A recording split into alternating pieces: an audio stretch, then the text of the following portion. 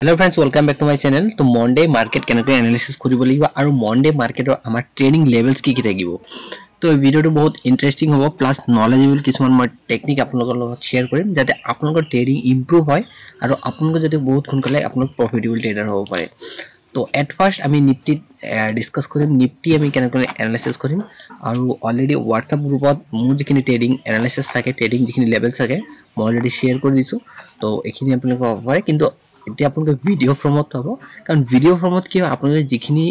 লেভেলৰ নলেজ আপোনালোকে ক্যান্ডেলছৰ নলেজ কেনেকৈ মাৰ্কেট আমি একচুয়াল মই কেনেকৈ লেভেল এনালাইসিস কৰো এটো নহয় যে মই লেভেল আপোনালোকক দেখি থাকিম আপোনালোকে যাতে নিজৰ ট্ৰেডিং লেভেলছ খিনি উলিয়াব পাৰে তাৰ কাৰণে মই আপোনালোকক প্ৰিপেয়াৰ কৰি দিছো মোৰ মাইন্ডসেট এটোৱে যে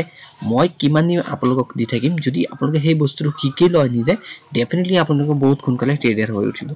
তো আমি এট ফাৰ্স্ট নিফটি এনালাইসিস কৰিম নিফটি কাৰণ যদি আপুনি অপশন ট্ৰেডিং কৰি আছে ডেফিনেটলি আপুনি নিফটি আদাৰৱাইজ বেংক নিফটিত কৰি আছে তো নিফটিত যদি ট্ৰেডিং কৰে ডেফিনেটলি কি হয় ইয়াতে আমি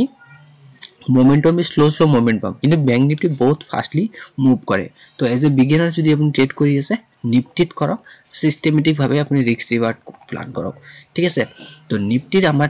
এনালাইসিস থাকিব নিফটি আমি যদি ডে টাইম ফ্ৰেমত চাও আৰু ইয়াতে বহুত স্টপ লস আছিল এই লেভেলত যেটো আমি 500 লেভেল কো 500 লেভেলত কি হৈছে মার্কেটে ব্রেকআউট কৰিছে তো ইয়াতে ম্যাক্সিমাম যিখিনি সেলাৰ্স আছে তেওঁলোকৰ লস হৈছে তো তেওঁলোকে ডেফিনেটলি তেওঁলোকে পজিশন ইয়াত বনাবো তো মার্কেট আমি দেখিছো যে এই লেভেলটো মার্কেটে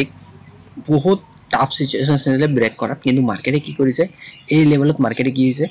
যেটো অলৰেডি লেভেল দিয়া আছিল 22 লেভেল ইয়াৰ পৰা মাৰ্কেট সাপোৰ্ট লৈ মাৰ্কেটে কি হৈছে আপাৰ সাইড এটা ৰেলি কৰিছে খুব ধুনীয়া আৰু 500 লেভেল কি কৈছে মাৰ্কেটে ব্ৰেকআউট কৰিছে তো আমি যদি চাও মাৰ্কেটৰ এটা এনালাইসিস তাৰ লগতে মাৰ্কেটৰ আমি কেনেকৈ আন্ডাৰষ্টেণ্ডিংটো বুজিম যে একচুয়াল ইয়াতে বায়াৰ আৰু সেলাৰ কোড বহি আছে তো হেতু সাইডে হে আমি probabilities of সাইড যে কোনটো সাইডে বেছি মুভমেন্ট কৰাৰ চান্স আছে তো আমি আপাৰ সাইড যেতিয়া মাৰ্কেট ডে হাই ব্ৰেক কৰিব ক্লোজিং কৰিব ডেফিনেটলি আমি 600 টাৰ্গেট আমি দেখিবলৈ পাম মাৰ্কেটৰ আদাৰওয়াইজ মাৰ্কেট কিন্তু আমি নিফটিত আমি বাইং সাইডটো কমে যাম কাৰণ নিফটিত কি হ'ব নিফটিত সেলিং প্ৰেসাৰ আহাৰ চান্স আছে অলৰেডি যদি আমি মাৰ্কেট চাও যদি মাৰ্কেটৰ যিখিনি মোমেন্ট নিফটি অলৰেডি খুব ধুনীয়া ৰেলি কৰি আছে কিন্তু ব্যাংক নিফটি ৰেলি বাকি আছে ব্যাংক নিফটি ৰেলি কৰিবলৈ তো আমি যদি কল সাইডে যাও আমি ব্যাংক নিফটি প্ল্যান কৰিম যদি আপনি বিগিনাৰ ডেফিনেটলি নিফটিত কৰিব পাৰে আদাৰওয়াইজ আপনি স্টকছত কৰিব পাৰে আদাৰ এনেকুৱা নহয় যে আপনি ইয়াৰ ওপৰত আপনি ইয়াতো বাইং লেভেল আপনি এন্ট্ৰি পাব মাৰ্কেটত কাৰণ মাৰ্কেট এভৰি মোমেন্টত আপোনাক এন্ট্ৰি দি থাকিব কেনেকৈ ট্ৰেড প্ল্যান কৰিম তো এট ফাৰ্স্ট যদি মই কও যে 7 যেটো আমাৰ 7 তাৰিখৰ যেটো মাৰ্কেট আছিল মাৰ্কেটত যদি আপনি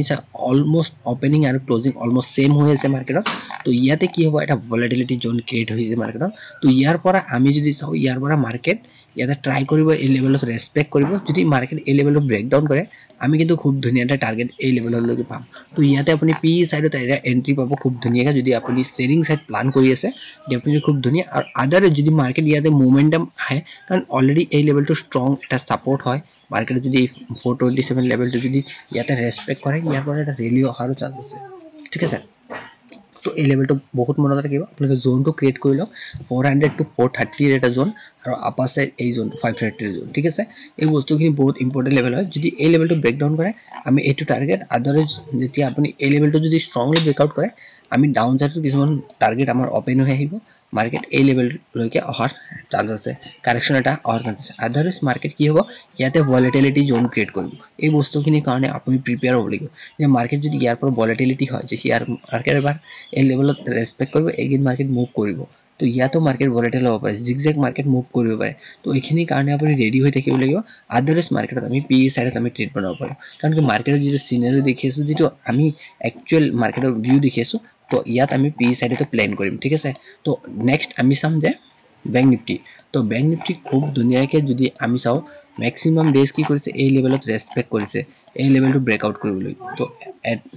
ফাইনাল কি কৈছে মাৰ্কেট এই লেভেলটো ব্ৰেকআউট কৰিছে খুব ধুনীয়া স্ট্ৰং এটা মাৰ্কেট ক্যান্ডেল লৈ কিন্তু ইয়াতে কি হৈছে এই লেভেলৰ পৰা এগেইন সেলিং আছে 200 যদি লেভেল হয় 48200 তাত এগেইন সেলাৰ এক্টিভ হৈছে কাৰণ প্ৰিভিয়াস যদি চাও মাৰ্কেট ইয়াৰ পৰা এটা হিউজ গ্যাপ ডাউন হৈছিল মাৰ্কেট তো মই নাজানো কোন ইয়াতে পুট অপশন বাই কৰিছিল খুব ধুনীয়া এটা 1500 পইণ্ট এটা গ্যাপ ডাউন হৈছিল মাৰ্কেট তো সব এই লেভেলৰ পৰা কিন্তু ইয়াত মাৰ্কেট অলৰেডি ক্লোজিং হৈছে সো ইয়াৰ পৰা এটা সেলিং হোৱাৰ চান্স আছে আদাৰৱাইজ আমি যদি চাও ব্যাংক নিফটিত এই লেভেলটো ফাৰ্স্ট আমাৰ সাপোৰ্ট কাম কৰিব 500 লেভেল 47500 লেভেল কিন্তু ম্যাক্সিমাম ব্যাংক নিফটি তো আপাৰ সাইড যোৱাৰ চান্স আছে মাৰ্কেটে এই লেভেলটো ৰেসপেক্ট কৰিব লাগে 600 যেটো টার্গেট আছে কিন্তু যদি সেলিং প্রেসার বেশি থাকে bank Nifty definitely bank Nifty তললৈ আহিব কিন্তু আমি ব্যাংক নিফটিতকে আমি নিফটিত আমি চান্সেস আমাৰ বেছি হ'ব নিফটিত পি সাইড যদি আমি প্ৰবাবিলিটি আমি পয়েন্ট পোৱাৰ বেছি আমাৰ প্ৰবাবিলিটি থাকিব আদাৰৱাইজ ব্যাংক নিফটি ইয়াত সাইডস মুভমেন্ট কৰিব পাৰে তো তাৰ কাৰণে এই বস্তুখিনি আপুনি জানিব লাগিব যে কোনটো সময়ত কোনটো আমি ট্ৰেড কৰিব লাগিব আৰু কোনটো সময়ত কোনটো সাইডত আমি ট্ৰেড কৰিব লাগিব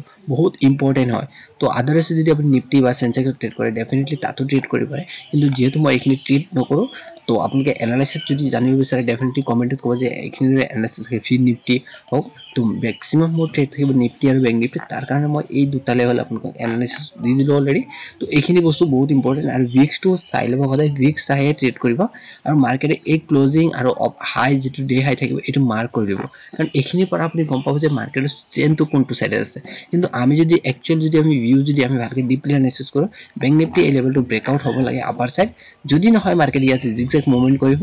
আদাৰৱাইজ আপুনি এই লেভেলটো যেতিয়ালৈকে ব্ৰেকডাউন নকৰিব আপুনি এটা ডাঙৰ এটা ব্যাংক নিফটি সেলিং দেখিবলৈ নাপায় ঠিক আছে তো এইখিনি বস্তু বহুত ইম্পৰ্টেন্ট হয় যদি ব্যাংক নিফটি এই লেভেলটো ব্ৰেকডাউন কৰে মাৰ্কেট আমি এই লেভেললৈকে আহিব মাৰ্কেট 47000 আমাৰ 46500 লেভেল আমি দেখিবলৈ পাম ব্যাংক নিফটি আদাৰৱাইজ মাৰ্কেট আমি আপাৰ সাইডে টাৰ্গেট আহিছো যদি আপাৰ সাইড এই লেভেল 600 লেভেল যদি ব্ৰেকআউট কৰে ব্যাংক নিফটি খুব ধুনীয়া এটা আমি মুভমেন্ট আমি দেখিবলৈ পাম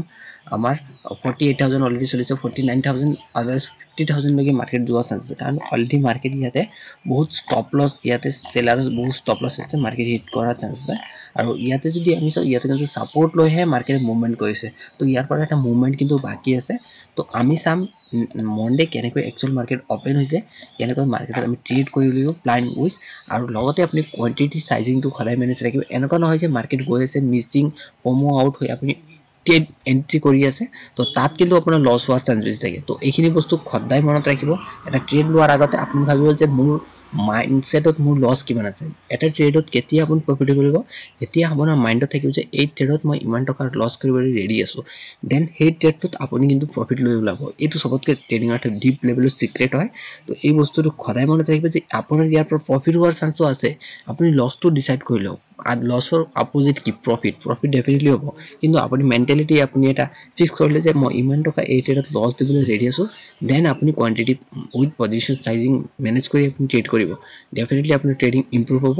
তো আজিৰ ভিডিঅ'ত ইমানকৈ যদি ট্ৰেডিংৰ এনেকুৱা ৰিলেটেড ভিডিঅ'ছ যদি আপুনি বিচাৰে আৰু নতুন কিবা যদি বিচাৰে ডেফিনেটলি কমেন্টত কৰিব আৰু লাইক কৰিব থ্যাংক ইউ